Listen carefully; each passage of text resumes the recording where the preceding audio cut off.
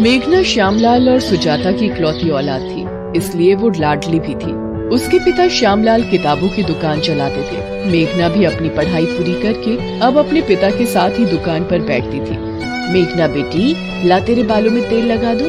कितने दिन हुए तूने सिर की मालिश भी नहीं करवाई। लंबे बाल रखने का शौक है, पर तेल भी तो लगाया कर। माँ, तुम हो ना मेरे बालों की देख रेख करने वाली, तो मुझे क्यों चिंता होने लगी? अच्छा, ससुराल चली जाएगी तो खुद से ही अपने सारे काम करने होंगे तुझे। क्या माँ, मैं तो वहाँ भी तुम्हें ही ले जाऊंगी। अगले दिन मेघना के पिता दुकान की किताबें और स्टेशनरी खरीदने बड़े बाजार चले जाते हैं। मेघना दुकान पर बैठी होती है। जी, मुझे एक फाइल मिलेगी, बड़ी ऑफिस फाइल। जी, ये 60 रुपए और ये 80 रुपए वाली है। ये 80 रुपए वाली दे दीजिए। ये इस तरह से पेपर नहीं लग पाएंगे, रुकिए मैं आपको पेपर पंचिंग मशीन देती हूँ। थैंक यू वेरी मच, वरना कोई इतनी मदद नहीं करता। वैसे मेरा नाम राजीव है, क्या आपका नाम जान सकता हूँ? जी, मेरा नाम मेघना है। धीरे धीरे मेघना और राजीव दोस्त बन गए और अक्सर एक दूसरे को वक्त देने लगे। और फिर एक दिन, मेघना, will you marry me?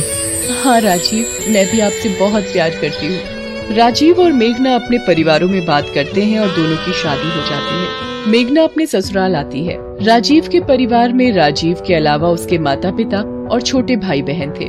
Richa, अपनी भाभी को कमरे में ले जा। जी क्या? मैं अभी और इसी वक्त आता हूँ। अच्छा रुकिए, मैं आता हूँ। राजीव, अभी इस वक्त कहाँ निकल रहे हो? बेटा, आज तो तुम्हारी शादी हुई है और बहू को यूँ अकेले छोड़कर जाना जरूरी है क्या? माँ, ऑफिस में कुछ वर्कर्स दंगे पर उतर आए हैं, तो मेरे बॉस ने मुझे अर्जेंट बुलाया है। अब नौकरी में तो ऐसा ही होता है ना माँ, मुझे जाना होगा। मैं मेघना को समझा दूंगा, वो समझदार है। मेघना, मुझे थोड़ी देर के लिए ऑफिस जाना होगा। वर्कर्स स्ट्राइक करके ऑफिस में अपनी मांगों को लेकर तोड़फोड़ कर रहे हैं। जैसी ही बात सुलझेगी मैं आ जाऊंगा। मुझे भी बुरा लगा है ऐसे तुम्हें अकेला छोड़कर जाते हुए। कोई बात नहीं राजीव, पहले काम जरूरी है। मेघना राजीव को जाते हुए देखती है और कहती है, राजीव सुनो, जल्दी आना। राजीव ऑफिस चला जाता है। अरे माँ, राजीव भैया कहाँ गए?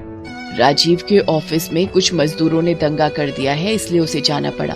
राजीव ऑफिस पहुंचता है, वहाँ पर वर्कर्स दंगा कर रहे होते हैं। अरे मोहन, सुरेश, ये क्या तरीका है मांगे पूरी करवाने का?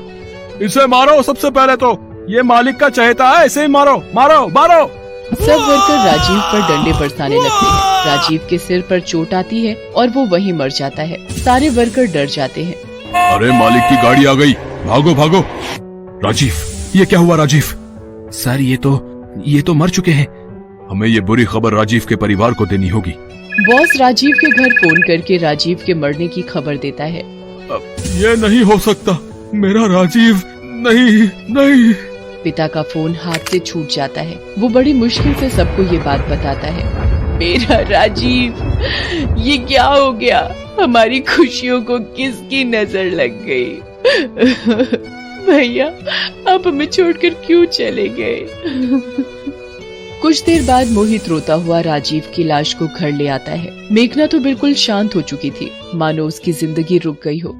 राजीव, आप मुझसे वादा करके गए थे कि जल्दी वापस आओगे। आपने वादा तोड़ दिया राजीव, आपने वादा तोड़ दिया। मेघना के माता पिता भी आ जाते हैं। पूरा माहौल सदमे में आ जाता है। राजीव का अंतिम संस्कार हो जाता है।